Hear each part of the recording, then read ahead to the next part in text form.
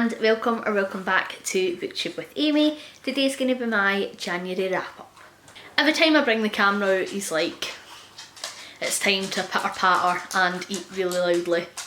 So I have a bit of baby brain at the minute and I am just bringing up my Goodreads to remember what I star rated these books, because I could not tell you. My brain is just all over the shop at the minute. So the first book that I read in January was 84 Charing Cross Road by Helene Hanff. Now this was on my radar because the Kevie, she read this as the first bookie last year that she read. Apparently it's a wee tradition, loads of people read this book as their first book of the year, and I wanted to be involved. So Simon purchased me this like away at the beginning of last year to be the first book that I could read this year. So Helene is a wee old lady, lives in America and is looking for some nice editions of books, some antique editions and really specific niche stuff. And so she starts writing letters with a bookseller called Frank in London, who works at the bookshop at 84 Charing Cross Road. And they start just discussing books to begin with, in a sort of a buyer-seller relationship. He'll source her anything that he can from estate sales and things, and over the years it just forms into such a friendship. And you know, she gets involved with other people for the bookshop, she gets involved with Frank's family, and it's just lovely to see their relationship grow.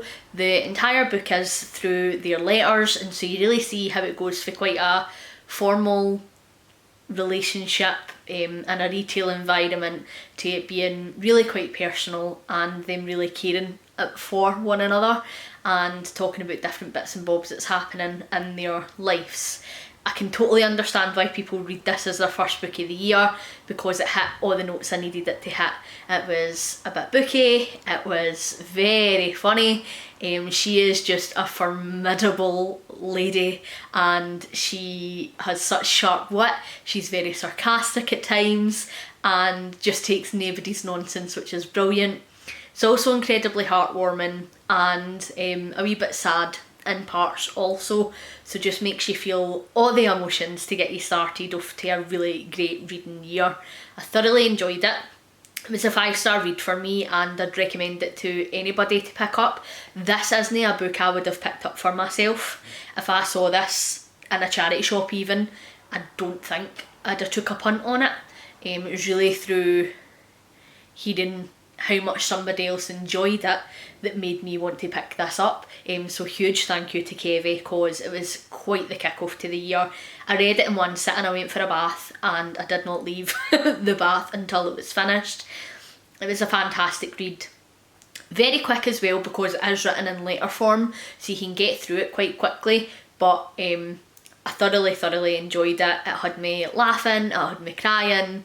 It was just everything that I needed to kick off my reading year, and it was a solid 5-star. What I didn't realise at the time is that this is the first in a series, as it always is with me, because even when I try to read it with my comfort zone, apparently I pick up the first in a series. And so the second book in this series is the next book that I read. And so that is The Duchess of Bloomsbury Street.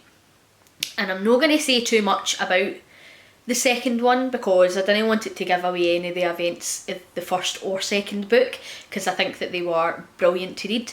But the second one is diary form, and so we're still getting all Helene's fantastic sharp wit and cutting comments and just like her first-hand experiences that are happening to her, and we still have the lovely connection from the first book as well.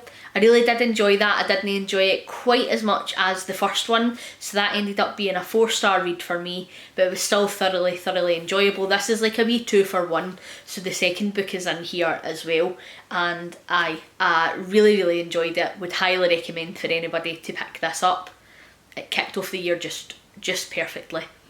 I then read The Merciless 2, The Exorcism of Sofia Flores by Danielle Vega. So this is the second book in a YA horror series that I have been reading called The Merciless, and it is essentially teenage exorcisms. So teenage girl Sophia, and in the first book she takes part in an exorcism with someone else. In the second book, she is dealing with all the aftermath of that. She gets sent to a Catholic school and is faced with being sort of the new girl in the new school. Some traumatic stuff happens to her between the end of the last book and sort of her going to this new school, that I'm not going to spoil that element of it. But she is new girl at a new school again, very similar to the first book, and I didn't love this one quite as much.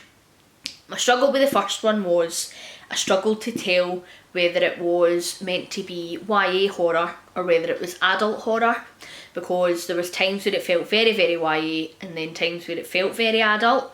The gore and the level of detail in the exorcisms in the first one felt very adult, and they were the bits that I tended to enjoy more. This one was very, very YA, and I think that just isn't for me. I have tried a fair few YA horrors now and I feel like they just never hit right, and I don't know if it's because I do love horror so much that maybe just YA horror isn't for me. Maybe I need that like fully grown adult horror. But I did not enjoy this book. I am going to talk some spoilers, so if you're interested in this series, click on to where I start talking about the next book. I rated this one a 2-star and I will not be continuing the series. Right, so spoiler time. So this book essentially was just a rerun of the first book, like with slight changes, and that was really, really disappointing as a reader. I hate that. If you're going to write a series, I need you to have it planned out thoroughly. I need it to be engaging, and I need every book to stand on its own 2 feet and no just pull for the merit of the other books in the series. And this just was not it for me. So in the first book, Sophia, new girl, new school, falls in with a hyper-religious crowd and gets forced, tricked, manipulated, subjected into performing an exorcism on a fellow classmate who they believe is a demon. And this one, Sophia is a new girl at a new school. They are all religious types at this school because it is a Catholic school, so again, falls into the religion-y path. However, in this one, in case you couldn't tell for the title, Sophia is the one who gets exorcised. But like, other than that tiny wee change, there isn't a lot of difference between this one and the first one. There are some big plot points that happen, but I don't feel like we get long enough to actually explore those plot points for them to have an impact on Sophia as a character. And I really love religious horror. I know it's hit or miss for some people. I personally really like it, and I am going into this because I like religious horror and because I want creepy demons, right? There is only so long that we can rely on the is she possessed or is she just a hormonal teenage girl line, and I feel like we rely on that a lot. We have a lot of time in this book where Sophia is like, have I done a bad thing in this situation and been a demon, or have I just been a selfish teenage lassie chock full of hormones? And I'm just done with that, to be honest. Like, it just gets boring after a while, and it was explored more in the second book than it was in the first one. Although it was explored a wee bit in the first one, no through Sophia directly, but the girl that they exorcised. And like, I'm just over it at this point. Like, are there demons or are there no? Because like, I'm only interested in this if there's demons. Like, see if it's just some sort of a Mean Girls pish where like a tiny wee exorcism scene. It's just no for me. And I hate the whole, right, this is the thing, right, I love horror, love horror films, love horror novels, eat that shit up, right, we'll give anything a go. I love even like your crappy wee low budget horror flicks if there's an interesting idea, right? I hate when we rely too much on mental illness or puberty in horrors. They are like the worst tropes to me, unless you're Ginger Snaps, because that movie is elite and I'm not taking any questions on that further. But to just have her constantly questioning whether she is actually possessed or whether she is just a normal bitchy teenage lassie is highly, highly offensive to me. And like, we need to be giving our teenage girls far better role models. Like, there's just no need for that anymore, and I hate it. It's one of my biggest bugbears. It really annoys me. Like, alright, hormones are shite, but teenage lassies aren't the devil. Let's stop telling them that they are. They aren't the bane of the world. Like, let's stop telling them that they are. Maybe we would have healthier, happier teenage girls if we stopped pushing shite like that on them. Just a wild thought. This was a 2-star for me. I really, really didn't like it, and I will not be continuing the series. There's another 2 books, and I can't force myself to read another 2 books, to be honest. It is no for me, and I'm very disappointed because the first one, although I had issues with it, could have been a really great start to a series, and I'm quite annoyed and upset. But I will probably be unhauling the 4 of them from my shelf because I'd rather have the space. Next up, I read The Warlock by Michael Scott. This is the 5th book in the Secrets of the Immortal Nicholas Flamel series that I've been working on, I feel like, for the past few years now. But I really, really enjoyed this. I feel like there isn't a huge amount that I can say plot wise in this because it's the 5th book in a series, so anything that I'm going to say is going to be a spoiler. I just want to commend Michael Scott though, because one of the things that I am loving most about this series is all the mythology and all the backstory and all the characters that he's managing to pull into it. I criticised an earlier book because I felt like there was just too many new characters coming into it, and I stand by that criticism. There was, I think maybe if he spaced out a bit more and he had the same amount of characters coming in but maybe like over 2 books as opposed to them all coming in that 1 book, then maybe it would flow better. But I am now very glad that all the characters are there. Michael Scott has managed to create a completely and utterly unique world where loads of different mythology and historical figures all tie together and create this super good, super evil versus mashup. And it's brilliant. Being somebody who really loves Greek mythology and really loves like UK mythology, Celtic mythology, Irish mythology, all of that is in here. And then there's like cracking historical figures like Billy the Kid and William Shakespeare and maybe anybody that you can think of is in here, and it is just such a fun time. I really, really enjoyed it. Another thing that I want to say is this is a middle grade series, and it's not that I don't enjoy middle grade, I really do.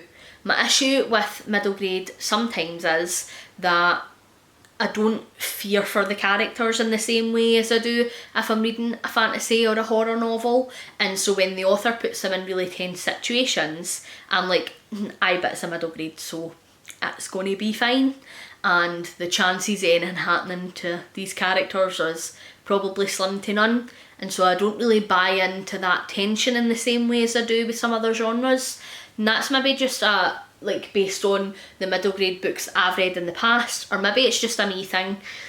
It certainly could be a me problem, but I really buy into the tension in this book. In this series, Michael Scott is not afraid to put your characters in jeopardy and make you fear for their lives. He does not shy away from the darker side of things, and while he's doing that, it's all completely and utterly age appropriate with it being middle grade, but it definitely allows me to have a better, more enjoyable reading experience through the books because I actually buy in to what's happening, and I am not just under the pretense that everything is going to be fine. And so I really love that, and the characters are just written immensely in here. In this one specifically, because we're so far on in the story now, we sort of have the usual where your characters splinter off into groups, and we have one group doing this and another doing this and another doing that, and so it gives you a wee bit more time with certain characters that we maybe haven't had as much time with in the past, and I'm really enjoying that element of it as well. And I know full well he's doing this to get you hook, line and sinker and loving everybody before like the final book where he crushes your soul like every other author in the world, and I fall for it every single time. But I thoroughly loved this. This was a 5-star read for me. I really would recommend this series to anybody who likes mythology, to anybody who likes a lighter fantasy or a middle grade. I think that it is such a fantastic world he's created. I did have a bit of a dip where I felt like the third book really let it down. The second book wasn't as great as the first. The third book really let it down, but then 4 and now 5 has been absolutely excellent, the same as the first book. So I don't know if it maybe just has that series slump that we know a lot of them get, but this is fantastic, and I know I will be finishing this soon because I could not put this book down. I honestly was doing the audiobook for this, and every single time that Simon left the room to make a cup of tea, I'd have my audiobook on just to get another couple of minutes in because I was absolutely gripped. So I will be finishing the series soon and picking up the last one very shortly. Next up, I read To Be Taught Fortunate by Becky Chambers. I mistakenly thought that this was a novella that accompanied the Wayfarer series. It's not. It's not. I was reading the Wayfarer series with Gaia from Gaia Athena. We read the entire series. We decided we were going to round out with this because I thought that this was like an accompanying novella. It isn't. It's just a standalone sci-fi novella. Absolutely nothing to do with that series whatsoever, but we still read it. We were supposed to read it in December, but I didn't get around to it until January because my brain was just mush. I had a lot to do at work and stuff before I was finishing up for my mat leave, and the last minute baby prep before I was absolutely too massive to do anything bar sit and read. So I didn't get around to it until January. I enjoyed this. I didn't enjoy it as much as the other Becky Chambers that I have read.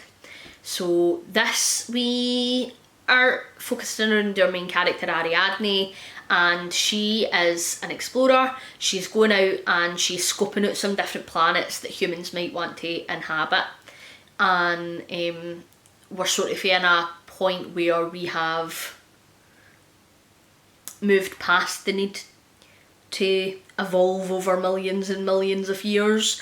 We can just like change bits of our physiology, swap it out so that we can adapt and live in any environment.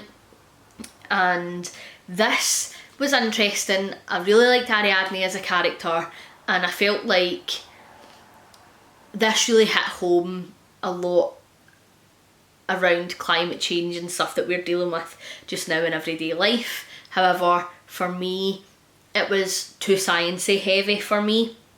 I am new to the sci-fi genre, and I don't really like sci-fi when it harps on around the science too much.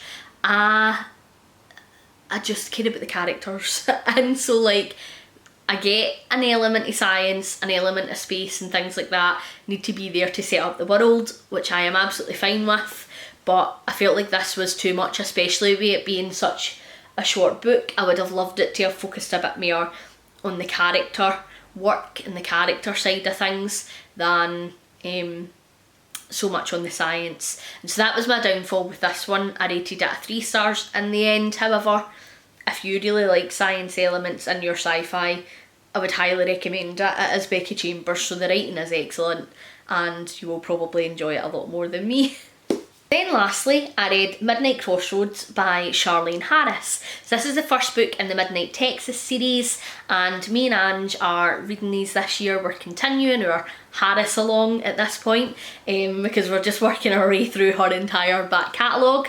We started off reading all the Suki Stackhouse novels, then we did all the Aurora Teagarden novels, and now we're doing the Midnight Texas novels. We are doing these over 2 months, however, for my benefit, just because I don't know how much I'm going to be able to get read once the wee one's here. So we're splitting them up over 2 months to give me a wee bit longer to try and get through the books. And there's still time to join us if you would like to. I will leave the link to the Discord down below so that you can come and you can join if you want to give these a wee read. This is another supernatural cozy mystery series, and so this one is set in the town of Midnight. So very quickly in the book we realise that the town is not quite as it seems, and we might have some unusual inhabitants. Are you coming back up for a cuddle after you have just jumped down? So this wee town likes to keep themselves to themselves, bless you. And somebody goes missing in their town. They end up discovering a body, and they all sort of work together to find out what has happened to this person, because they don't really want loads of law enforcement coming out and sticking their nose in their business. They quite like to be private. And this is the first book for Charlene Harris that I've read that is multi-POV, which was so refreshing but also unusual. It took me a wee minute to get into it. I ended up reading the first couple of chapters of this book like a couple of times, and it's not because the book itself was necessarily difficult to get into, because it's not. It's very much her usual writing style, but it was just the multi-POV totally threw me, and I was like, hold on, what? But I really enjoyed it. I rated this one a 5-star. It was fantastic. As usual, cracking characters, cracking world building, really good mystery, and dealing with some really serious, heavy political topics as well, as Charlene Harris always does. So I really enjoyed it. I'm not going to say too much more than that, because we will be doing a live show to have a chat about this. We aren't too sure at this stage when the live show will be, because it's going to be very much on my unborn child's schedule. I don't know if we will try and squeeze it in, maybe. We can't really squeeze it in before she's here, because not everybody will have finished the book. So I don't know if maybe we'll just do it like after she's here, or maybe just pick a date, and then if things are delayed or whatever, I might need to cancel and postpone it a wee bit, because it's a bit unpredictable. But I thoroughly enjoyed this. I already can't wait to pick up book 2 and book 3, because I had a really fun time with it. So I will jump over to the MacBook now, and we can have a wee look at my January stats just to see where things were sitting. But in case anybody hasn't seen my 2024 reading goals video, I am setting myself targets in the same way as I did last year, because I just don't know what I'm going to fancy reading, when I'm going to fancy reading it, and what I'm going to be able to fit in. So although I am tracking the same metrics that I tracked last year, it is mainly interest this year more so than actively aiming towards a specific goal. So these are my January stats. So I read 5 books by female authors, which made up 83% of my reading, 1 book by a male author, which made up 17%. I read all white authors in January, so that was 100% of my reading.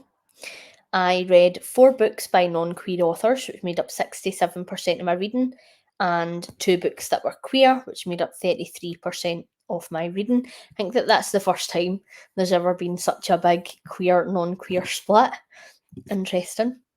About the books, so I read 2 literary fictions, a cosy mystery, a horror, a middle grade, and a sci-fi.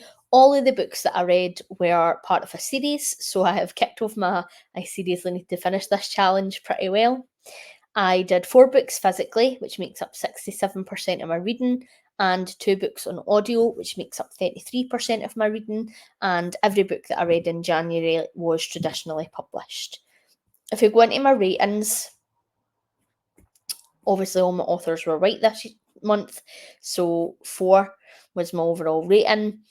I rated my male authors 5 stars and my female authors 3.8 stars for the month. And then my queer, non-queer, traditionally published and my series all came in at 4 stars on average. Cozy mystery ranking the highest at 5, tied with middle grade. And then literary fiction 4.5, sci-fi 3, horror 2. I didn't have any DNFs for January, no a single one, which is really good. And then pages. So I don't have my month to date figure yet because it was the first month of the year, but I read 1,444 pages, which isn't too bad at all. None of the books that I read made it into my top 10 longest books. No, nothing at all. Thank you very much for watching. Hopefully you're enjoying everything that you're reading at the moment. Please like and subscribe if you haven't already, and I'll catch you in the next one. Bye! Say bye!